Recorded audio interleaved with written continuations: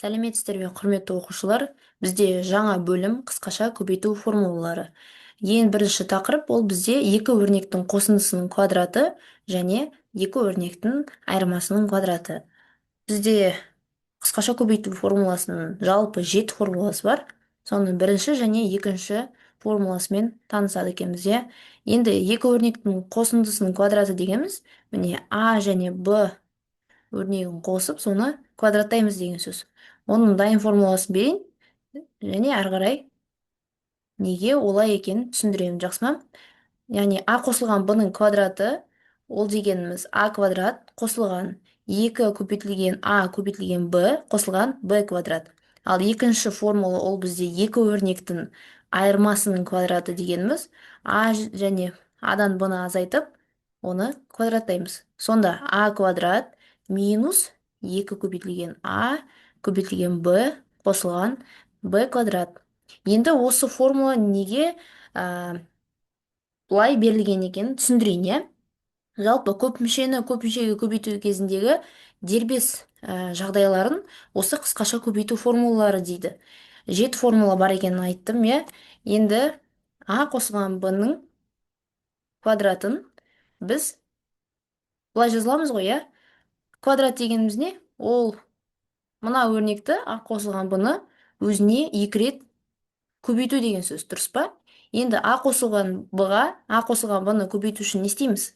Мына бірінші өрнек а-ны келесі жақшадағы екі қосылғышқа кезек-кезек көбейтеміз. Дәл солай, мына б-ны келесі жақшадағы өрнекке жеке-жеке көбейтіп шығамыз, иә? Және соңында қосамыз. Сонда жазайық. А-ны бірінші а-ға көбейтсек не болады? А-ны а-ға көбейтсек, ол бізде а квадратты береді. Қосылған а-ны б-ға көбейтсек, ол а б болып жазылады. Қосылған келесі, міне мынау а-ны біз а қосылған б-ға көбейтіп шықтық. Келесі бізде б-ны а-ға көбейтсек, иә, ол тағы да а б болады. Енді б-ны а-ға көбейтсек, әрине біз алфавит бойынша бірінші а тұрады, сондықтан а б деп жазамыз. Түсінікті ме? Өшіріп тастайын. Қосылған келесі б-ны б-ға көбейтеміз. Төртіншісі. Сонда б-ның квадраты болады екен. Енді мынаны біз ықшамдаймыз. Өйткені бізде ұқсас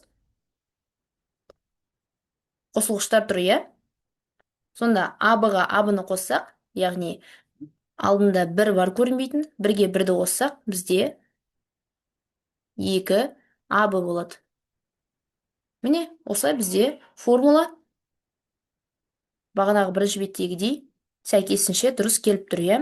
Енді а азайтылған б-ның квадратын көрейік. Сонда қалай? А минус б-ның квадраты дегеніміз а минус б-ны өзіне 2 рет көбейту деген сөз, иә, квадрат деген дәреже бізге соны түсіндіреді. Енді а-ны бірінші а-ға көбейтеміз, ол бізде а квадрат болады. Келесі а-ны енді б-ға көбейтеміз, а б болады. Ал қараңыздар, таңбасын қараңыздар, мына а-ның таңбасы көрінбейтін, алдында қосу бар. Ал мына б-ның таңбасы ол минус. Демек, плюсты минуске көбейткенде әрине минус болады, иә. Келесі минус б-ны плюс а-ға көбейтеміз. Ол әрине минус а б болады. Және де минус б-ны минус б-ға көбейтсек, плюс б квадрат болады. Сонда тағы да ықшамдаймыз. Мына ұқсас қосылғыштарды ықшамдасақ, минус 1-ден тағы да 1-ді азайтсақ, ол әрине минус 2 болады, иә. Сондықтан минус 2 а б қосылған б квадрат болады. Жақсы, енді осы формуланың сіздерге геометриялық мағынасын көрсетейін. Геометриялық мағынасы ол бізде қарапайым шаршымен түсіндіріледі. Қараңыздар, бір осындай шаршыны салайық. Және бұл шаршыны бір белгісіз бөлікке бөлейік. Теңдей емес. Ұзындықтар әртүрлі бөлікке бөлейік. Мысалы, мына жерден алайық. Бұл бөлігін а дейік, ал кіші бөлігін б дейік. Дәл солай, бұл шаршы ғой бізде, иә? Барлық қабырғалар тең болды. Енді дәл осы а-ның ұзындығына бірдей, мына жағынан да белгі қалдырайық. Сонда мына жерде А болады, ал кіші бөлігі Б болады. Енді қараңыздар, басқа түспен көрсетсем. Мынау А және Аға тең, тағы да осы сол жақтағы А қабырғасына тең оң жағынан түзу сызып, екеуін қиылыстырамыз, иә? Сонда мынау шаршы шығады, кішірек шаршы, көк түспен боясақ та болады, былай басып. Бұл бізде қабырғасы Аға тең шаршы шығып тұр. Енді қараңыздар, қалған бөлігі мынау түзуді до конца толығымен сызайын. Сонда сіздер көресіздер. Мына жерін қызылмен белгілей берейік. Міне қараңыздар, тағы да бір шаршы шықты. Енді сұрақ, бұл шаршының ұзындығы неге тең? Я, ол әрине мынау Б-ға тең. Б-ға тең. Мына жерде мынау Б параллельно түсіп Б болады. Яғни бұл шаршының өлшем бірлігі Б-ға тең болады екен. Мына жер А болса, мына жерде міне мына А төмен қарай түсіп А-ға тең болады. Мына жерде А-ға тең. Енді сұрақ, шаршының ауданы дегеніміз не? Шаршының ауданы деген S. Шаршының ауданы ол екі қабырғаны көбейту, е? Міне бір шаршы берілсін. Барлық қабырғалары тең, яғни Аға тең деп алсақ, онда осы шаршының ауданын табу үшін S белгісіз дейік. Онда біз екі қабырғаны бір-біріне көбейтеміз, яғни Аны Аға көбейтеміз. Енді біз Аның Аға көбейтіндісін өз-өзіне екі рет көбейтілсе, Аның квадрат деп жаза аламыз ғой, дұрыс па? Демек, шаршының ауданын түсіндік, иә? Енді қараңыздар. Мынау бөлік бізде А болса, екінші кішкентай бөлік Б болса, бұл А қосылған Б, және де тағы да міне мына бөлікті А қосылған Б шаршысы деп алуға болады ғой. Енді осы А қосылған Б шаршының ауданын табу үшін біз оны квадраттаймыз. Мына жердегідей, дұрыс па? Үлкен шаршының ауданын табу үшін квадраттаймыз. Сонда қараңыздар. Бұнда не істейміз? Бірінші, мынау көкпен белгіленіп тұрған шаршының ауданын табайық. Аға тең шаршының ауданын табу үшін, міне мына бөліктің, көк түсті бөліктің ауданын табу үшін, біз жай ғана Аға тең қабырғаны квадраттаймыз. Е? Келесі, енді кішкентай Б-ға тең шаршыны қоспаймыз ба? Дұрыс па? Ол бізде қосылған Б квадрат болады. Я? Енді қараңыздар, бізде не қалып қойды? Бізде мынау тік төртбұрыштар қалып қойды. Жасыл бөлікпен белгілейін оны. Екі бірдей тік төртбұрыш қалып қойды, қараңыздар. Бұны да қосып алу керекпіз ғой. Бұл да үлкен шаршының бөліктері ғой. Төрт бөліктен тұр. Енді бұл тік төртбұрыштың ауданын табу үшін тағы да формуланы бір қайталайық, иә? Тік төртбұрыштың ауданын табу үшін біз ұзындығы мен енін көбейту керекпіз. Мынау А болсын, мынау Б болсын. Сонда А көбейтілген Б немесе жай ғана АБ деп жазылады. Бұл тік төртбұрыштың ауданы. Яғни бізде міне мынау Б және А қабырғасынан тұратын тік төртбұрыш, және ондай екі тік төртбұрыш бар бізде. Демек, біз бұны жасыл пастамен жазайық. Міне, бірінші тік төртбұрыштың ауданы АБ болады. Дәл солай екінші тік төртбұрыштың ауданын қоса алғанда, оны екіге көбейтіп аламыз. Сөйтіп, біз төрт фигураның ауданын таптық. Және олардың қосындысы бізге ең үлкен шаршының ауданын береді екен. Міне, геометриялық мағынасы осындай. Қысқаша көбейту формуласын А қосылған Б-ның квадраты дегеніміз, ол А квадрат қосылған 2АБ қосылған Б квадрат екен. Енді біз А деңгейінен бастап есептерді шығарайық, иә? 5-те бірінші есеп көпмүше түрінде келтіріңдер дейді. Жаңағы А қосылған Б немесе А азайтылған Б-ның квадратын формуласын қайтадан мына жерге қайталап жазбайық. Иә? А қосылған Б-ның квадраты дегеніміз жаңа айттық қой. А деген бір шаршы, оған қосасын екі тік төртбұрыштың ауданын, және де Б деген шаршының ауданын қосамыз. Осылай жаттап алсаңыздар болады. Ал азайту дегеніміз, ол бізде А квадрат азайтылған міндетті түрде 2ab қосылған b квадрат болады. Қараңыздар, мына жерде плюс болса барлығы плюс болады, ал минус болса бір минус және де қасында плюс болады. Кейде оқушылар мына шатастырып қояды, тағы да минус қойып қояды. Жоқ, бұл жерде плюс болады. Неге? Өйткені бағанағы мына формулаға қайтып келейікші. Міне, минус b және минус b деп тұр. Ал минус b-ны біз минус b-ға көбейтсек не болады? Минусты минусқа көбейтсек плюс болады, b-ны b-ға көбейтсек b квадрат болады. Осыдан бізде плюс шығып тұр мына жердегі. Түсінікті ма? Шатастырып алмаңыздар. Мына жерде минус болғанымен, ол минус, мына жерге ол әсер етеді, бірақ b квадратта ол міндетті түрде плюс болады. Түсініңіздер деп ойлаймын. Енді есептерді шығарайық. Бірінші есеп. m қосылған 4-тің квадраты. Не істейміз? Мына m-ді a-ның рөліне қоямыз. Сонда бірінші формула бізде a квадрат болады ғой. Демек, бірінші қосылғышты m-ның квадраты деп аламыз. Қосылған 2 көбейтілген a-ның орнында бізде m тұр, ал b-ның орнында бізде 4 тұр. Соны жазамыз. Яғни a көбейтілген b деген орнына a-ның орындағы m-ді қоямыз, b-ның орындағы 4-ті қоямыз көбейту ретінде. Қосылған b-ның квадраты дейді формула бойынша. Бізде менің b екінші қосылғыш болып тұр. Ал біздегі есепте ол 4 болып тұр. Демек, 4-тің квадраты деп жазамыз. Осылай толығымен жазып үйретейін. Ары қарай үйренгеннен кейін бірден жазып отыратырмыз. Жақсы ма? Сонда m-ның квадраты ол m-ның квадраты болып өзі қалады. Қосылған 2 көбейтілген m көбейтілген 4 дегеніміз неше болады? Ол 8m болады. Яғни 2-ні 4-ке көбейтесіңдер, m-ді қасына жалғап жазасыздар. Қосылған 4-тің квадраты бізде 16-ға тең. Міне, осылай формула бізде есеп қалады. Келесі екінші есеп.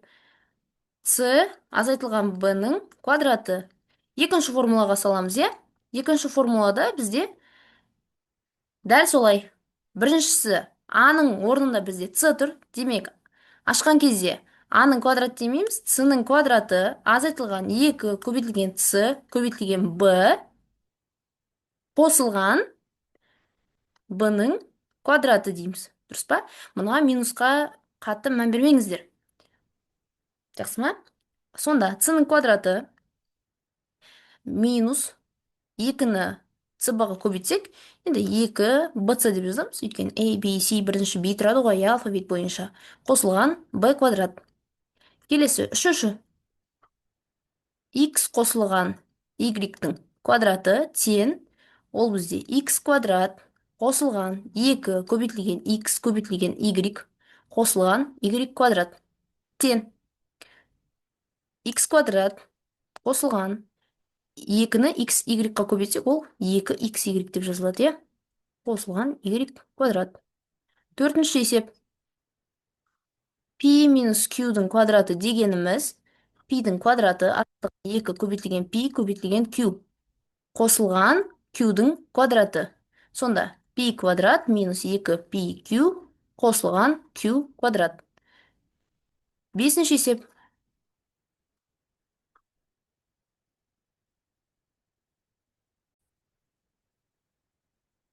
а минус 3-тің квадраты. Бұл дегеніміз а квадрат минус 2 көбейтілген а көбейтілген 3 қосылған 3-тің квадраты тең. а квадрат минус 2-ні 3-ке көбейтеміз. 6, а-ны қасына жалғап жалғыз қоямыз. Қосылған 3-тің квадраты бізде әрине 9-ға тең. 6-шы есеп. b қосылған 4-тің квадраты.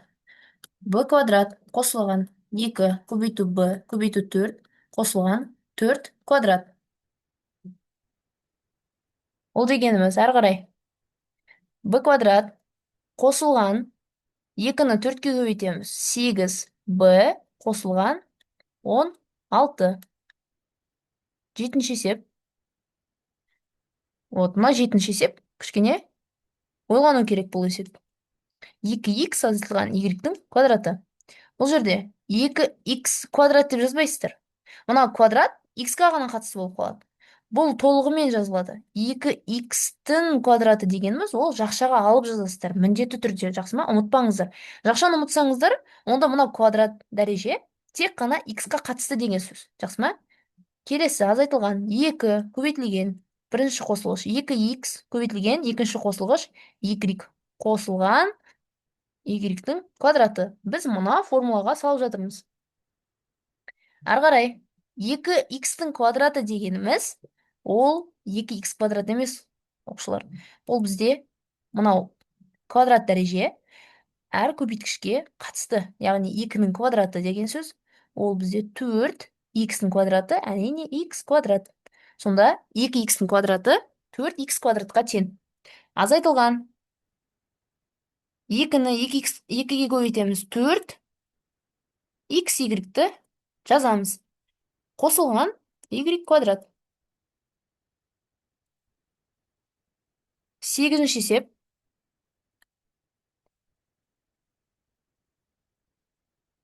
Минус 2 азайтылған а-ның квадраты дейді. Бірінші мұна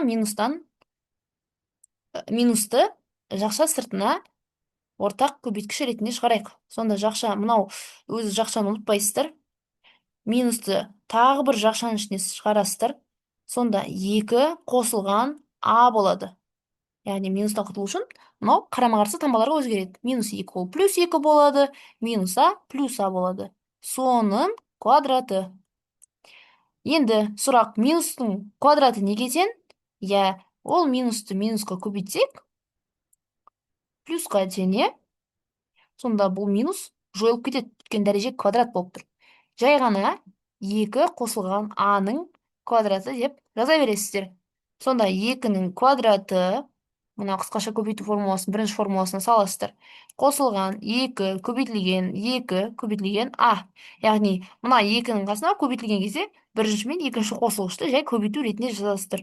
Плюс а-ның квадраты. Сонда 2-нің квадраты бізде 4-ке тең. 2-ні 2-ге көбейтсек 4а қосылған а квадрат. 9-ші есепті мына жерге жаза берейін. Ол бізде 2-ден 1 қосылған b-ның квадраты дейді. 2-ден 1-ді квадрат деп былай жазбайсыздар. Бөлшек болса, жай бөлшек болсын, бұрыс бөлшек болсын, әйтеуір оны жақшаның ішіне алып квадраттау керек. Қосылған 2 көбейтілген 2-ден 1 көбейтілген b қосылған, мына үшіншісі b квадрат тең. Енді мына жерде қараңыздар. 2 мен 2-ден 1-ді көбейткен кезде, ол бізде мынау алымындағы 2 мен бөлімдегі 2 қысқарады. Сонда жай ғана 1 көбейтілген b, яғни жай ғана 1-ді b-ға көбейтсек, b қалады. Түсінікті ма? Сонда тең 2-ден 1-дің квадраты дегеніміз 1-дің квадраты әрине 1, 2-нің квадраты бөлімінде 4. Сонда 4-ден 1 қосылған b, жаңа b түсінікті ғой, қайдан шыққаны? Мына 2 мен 2 қысқарады, 1-ді b-ға көбейтсек, жай ғана b қалады. Соны жазып жатырмын. Қосылған b квадрат болады. Соңғы 10-шы есеп. 0,3 азайтылған y-тің квадраты. Ол дегеніміз 0,3-тің квадраты азайтылған 2 көбейтілген 0,3 көбейтілген y қосылған y квадрат. Қараңыздар, мына жерде минус болсын, плюс болсын, соңғы үшінші мына қосылғыш міндетті түрде плюс болады. Ұмытпаңыздар. Тең 0,3-тің квадраты дегеніміз 0,100-ден 9 болады. Азайтылған 2-ні 0,3-ке көбейтсеңіздер, 0,6 y-ті қасына жалғап жазып қоясыздар. Қосылған y квадрат. Бітті. Осымен біз 5-те бірінші есепті шығардық. Келесі 5-те екінші есепті шығарайық. Бірінші, көп мүшені түрлендіріңдер дейді. Тағы да мынау а қосылған b-ның квадраты және а азайтылған b-ның квадратына келтіріп жазамыз. Тағы да қайталайық. А қосылған b-ның квадраты дегеніміз а квадрат қосылған 2ab қосылған b квадрат. Ал азайтылған b-ның квадраты дегеніміз а квадрат минус 2 көбейтілген а көбейтілген b қосылған b квадрат. Так, қызылмен шығарайық. Бірінші есеп.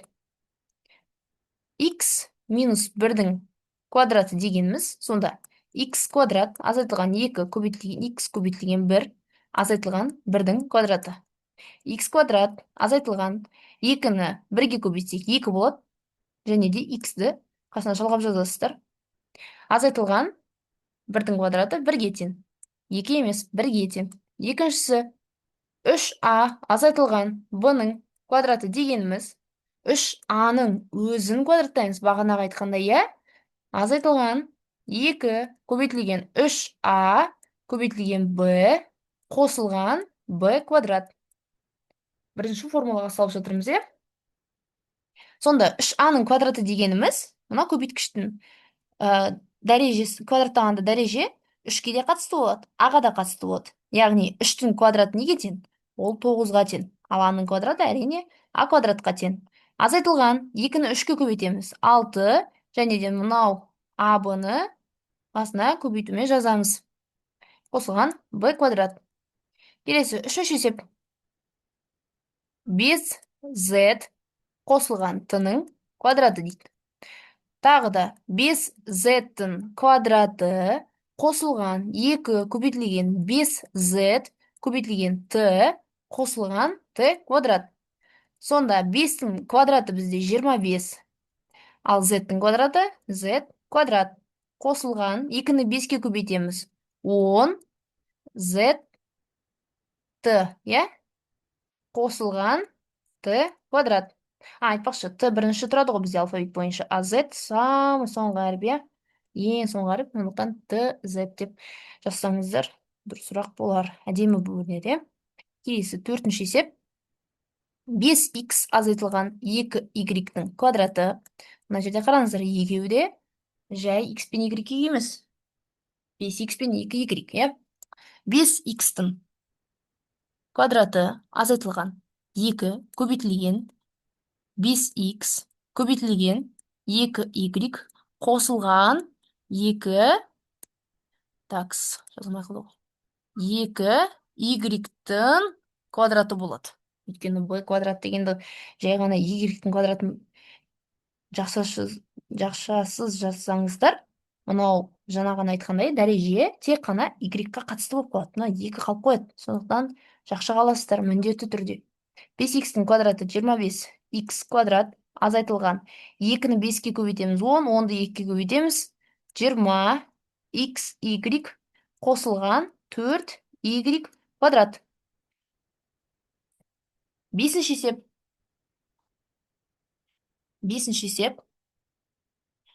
6m азайтылған 4n-нің квадраты, ол бізде 6m-нің квадраты азайтылған 2 көбейтілген 6m көбейтілген 4n қосылған 4n-нің квадраты. Сонда 6m-нің квадраты бізде 36m квадратқа тең, азайтылған 2-ні 6-ға көбейтеміз 12, 12-ні 4-ке көбейтеміз, ол бізде 48mn. Мынау әріптерін ұмытып кетпеңіздер. Сандарды ғана көбейтіп жазып кетіп қалмаңыздар, жақсы ма? Қосылған 4-тің квадраты бізде 16, және n-нің квадраты бізде n квадратқа тең. 6-шы есеп. x қосылған c-нің квадраты, бұл енді оңай, иә? Бағанағы бірінші есепте сияқты.